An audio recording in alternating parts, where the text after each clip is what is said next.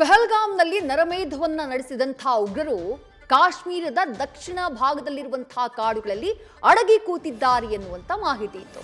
ಆದರೆ ಈಗ ಶಾಕಿಂಗ್ ಅನ್ನುವಂತಹ ಇನ್ಫಾರ್ಮೇಶನ್ ಲಭ್ಯವಾಗ್ತಾ ಇದೆ. ಶ್ರೀಲಂಕಾಗೆ ಪರಾರಿಯಾಗಿದ್ದಾರಂತೆ ಉಗ್ರರು. ಚೆನ್ನೈನಿಂದ ವಿಮಾನದಲ್ಲಿ ಶ್ರೀಲಂಕಾಗೆ ಹೋಗಿರುವಂತಹ ಶಂಕೆ ವ್ಯಕ್ತವಾಗಿದೆ.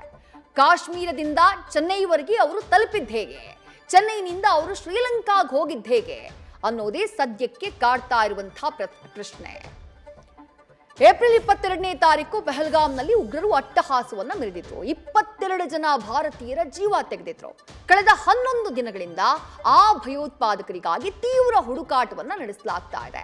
ಇದರ ಮಧ್ಯೆ ಉಗ್ರರು ಶ್ರೀಲಂಕಾಗೆ ಹೋಗಿದ್ದಾರೆ, ಅಲ್ಲಿಗೆ ಎಸ್ಕೇಪ್ ಆಗಿದ್ದಾರೆ ಎನ್ನುವಂತಹ ಮಾಹಿತಿ ಸಿಗ್ತಾ ಇದೆ.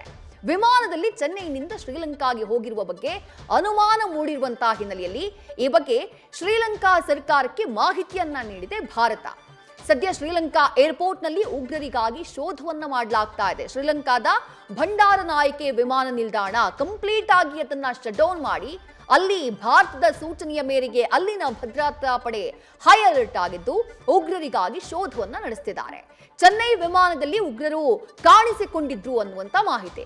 ಬಟ್ ಕುತೂಹಲ ಇರೋದು, ಕಾಶ್ಮೀರದಲ್ಲಿ ನರಮೇಧವನ್ನ ಮಾಡಿದಂತಹ ಉಗ್ರರು ಕಾಶ್ಮೀರದಿಂದ ಅಷ್ಟು ಈಸಿಯಾಗಿ ಚೆನ್ನೈಗೆ ಯಾವ ರೀತಿ ತಲುಪಿದ್ರು, ಯಾವ ಟ್ರಾನ್ಸ್ಪೋರ್ಟೇಷನ್ ಮೂಲಕ ತಲುಪಿದ್ರು, ಅವ್ರಿಗೆ ಯಾರು ಸಹಾಯ ಮಾಡಿದ್ರು? ಹಾಗಾದ್ರೆ ಈಗ ಶ್ರೀಲಂಕಾಗೆ ಹೋಗಬೇಕು ಅಂದ್ರೆ ಪಾಸ್ಪೋರ್ಟ್ ಇರಬೇಕು, ವೀಸಾ ಇರಬೇಕು. ಹಾಗಾದ್ರೆ ವಿಮಾನವನ್ನ ಹತ್ತುವಂತಹ ಸಂದರ್ಭದಲ್ಲಿ ಉಗ್ರರ ಗುರುತನ್ನ ಮರೆಮಾಚಿದ್ ಹೇಗೆ? ಯಾವ ಐಡೆಂಟಿಟಿಯಲ್ಲಿ ಅವರು ಶ್ರೀಲಂಕಾಗೆ ಹೋಗಿದ್ದಾರೆ?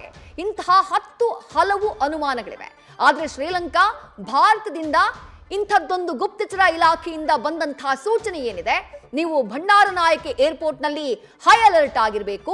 ಯಾಕಂದ್ರೆ ಚೆನ್ನೈನಿಂದ ಹೊರಟಿರುವಂತಹ ವಿಮಾನದಲ್ಲಿ ಪಹಲ್ಗಾಮ್ನ ಉಗ್ರರು ಇರುವಂತಹ ಮಾಹಿತಿ ನಮಗಿದೆ ಅಂತ ಹೇಳಿ ಶ್ರೀಲಂಕಾಗೆ ಏನ್ ಮಾಹಿತಿಯನ್ನ ಭಾರತ ಕೊಟ್ಟಿದೆ, ಶ್ರೀಲಂಕಾ ಅದನ್ನ ಕನ್ಫರ್ಮ್ ಮಾಡಿದೆ. ಸದ್ಯ ಅಲ್ಲಿನ ಭಂಡಾರನಾಯಕೆ ವಿಮಾನ ನಿಲ್ದಾಣದಲ್ಲಿ ಕಂಪ್ಲೀಟ್ ಶಟ್ ಡೌನ್ ಅನ್ನ ಮಾಡಿ ಅಲ್ಲಿನ ಭದ್ರತಾ ಪಡೆ ಪರಿಶೀಲನೆಯನ್ನ ಮಾಡ್ತಾ ಇದೆ. ನ್ಯೂಸ್ ಫಸ್ಟ್ ನಿರ್ಭೀತಿಯಿಂದ ನಿಮ್ಮ ಪರವಾಗಿ.